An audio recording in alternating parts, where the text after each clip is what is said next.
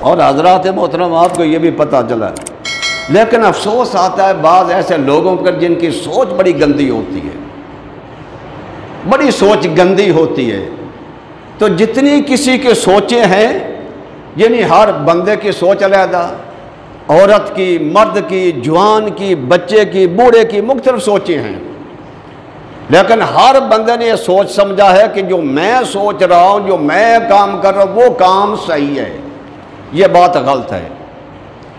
اگر ہر بندہ کہے، کیوں سوچے بھی مختلف ہے، پھر بندہ کہے کہ جو میں کر رہا ہوں وہ صحیح ہے، یہ غلط ہے، یہ بالکل غلط ہے، یہ بالکل دھوکہ ہے اور شیطان کا فریب ہے، اس سے بچ جاؤ۔ سوچ کون سی اچھی ہے؟ سوچ وہ اچھی ہے جو ہمیں قرآن اور حدیث مصطفیٰ نے دی ہے۔ سوچ وہ اچھی ہے جو صحابہ نے ہمیں عطا کی ہے۔ سوچ وہ اچھی ہے جو ہمیں اللہ کے پیاروں نے ہمیں عطا کی ہے۔ باقی سب سوچیں، سب کام غلط ہیں۔ لیکن افسوس کی بات ہے، ایسی سوچیں غلط ہو کر اس پر لوگ ڈٹے ہوئے ہیں اور سمجھتے ہیں کہ ہم بالکل صحیح جا رہے ہیں، صحیح سمت جا رہے ہیں۔ صحیح سمت نہیں بلکہ غلط سمت جا رہے ہو۔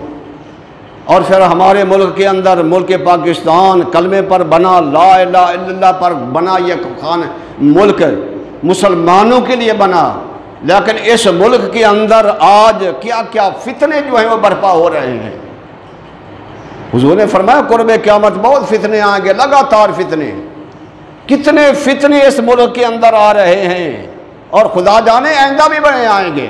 آپ نے سنا ہوگا کچھ دن پہلے وہ ملالہ یوسف زئی، وہ عورت جس نے واضح قرآن کے خلاف بات کی ہے، کہنے نکاح کرنے کی کوئی ضرورت نہیں، بغیر نکاح کے بھی بچے پیدا ہو جاتے ہیں۔